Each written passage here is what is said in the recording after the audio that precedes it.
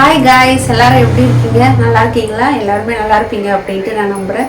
நான் ரொம்ப சூப்பராக இருக்கேன். இன்றைக்கி இந்த வீடியோவில் என்ன பார்க்க போகிறோம் அப்படின்னு பார்த்தீங்கன்னா, நான் மந்த்லி மளிகை சாமான் வாங்குவேன். அது ரொம்ப நாளாக வீடியோஸ் எடுத்து போடணும் அப்படின்ட்டு நினச்சேன். பட் எனக்கு இப்போ தான் அந்த டைம் எனக்கு கிடச்சது. எப்பவுமே ரெகுலராக வந்துட்டு நான் கொஞ்சம் கொஞ்சமாக தான் தேவையான பொருளை போயிட்டு கடையில் வாங்கிட்டு வருவேன்.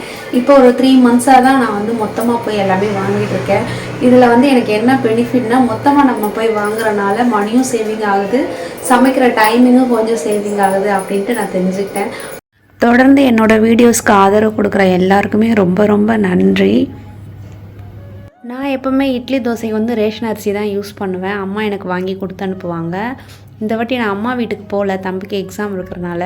அதனால் அரிசி முடிஞ்சிருச்சு. இந்த டைம் நான் இட்லிக்கும் பச்சரிசியும் நான் கடையில் தான் வாங்கினேன். டெய்லி ஒரு 10 பேருக்கு சமைக்கிறனால கொஞ்சம் திங்ஸ் எல்லாம் கொஞ்சம் அதிகமாகவே இருக்குது.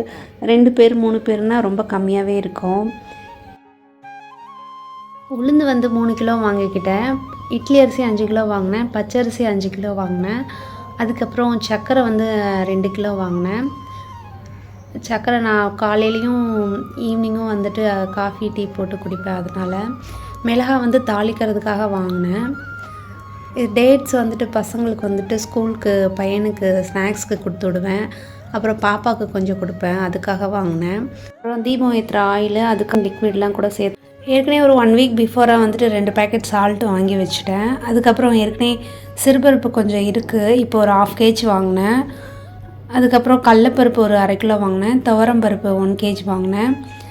பொட்டுக்கடலை 1 kg வாங்கினேன். அதிகமாக சட்னி வைப்பேன். அப்புறம் பாப்பா கொஞ்சம் சாப்பிடுவா. அதில் வெல்லம் கலந்து பொட்டுக்கடலை போட்டு கொஞ்சம் தட்டில் கொடுத்துருவேன். அவள் அப்பப்போ கொஞ்சம் சாப்பிட்டுக்குருவா. அதுக்காக வினர் 1 லிட்டர் பேக்கெட் 5 வாங்கிக்கிட்டேன். ஏற்கனவே 1 லிட்டர் பேக்கெட் இருக்குது.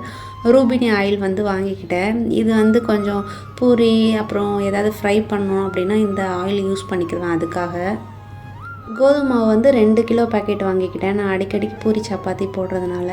அதுக்கப்புறம் அந்த கரம் மசாலா ஸ்பைசஸ்லாம் முடிஞ்சிருச்சு. பட்டை, லவங்கம், அன்னாச்சி பூ அந்த மாதிரி ஒரு 20 ரூபா பேக்கெட்டு வாங்கிக்கிட்டேன்.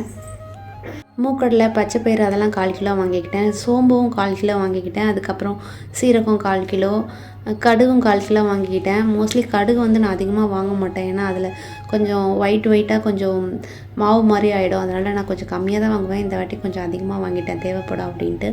எல்ஜி பெருங்காயம் டப்பா வாங்கிக்கிட்டேன். அதுக்கு அந்த ரெட் சில்லி பேக்கெட் ஃப்ரீயாக கொடுத்தாங்க. மஞ்சள் பேக்கெட் 100 கிராம் வாங்கிட்டேன். அதுக்கப்புறம் கரம் மசாலா, அடிக்கடிக்கு நான் மிக்சட் ரைஸ் தான் செய்வேன். அதனால் சில்லி பவுடரும் கரம் மசாலாவும் எனக்கு அதிகமாக யூஸ் ஆகும். அதுக்காக வாங்கிட்டேன். பாப்பாவும் தம்பியும் பிஸ்கெட்ஸ்லாம் கொஞ்சம் விரும்பி லைக் பண்ணி சாப்பிடுவாங்க. அதனால் பிஸ்கெட்டும் கொஞ்சம் வாங்கி வச்சுக்கிட்டேன். ஓகே ஃப்ரெண்ட்ஸ், இதுதான் நான் மந்த்லி வாங்குகிற மளிகை பொருட்கள். இதெல்லாம் உங்களுக்கு யூஸ்ஃபுல்லாக இருக்கும் அப்படின்னு நம்புகிறேன். பாய்.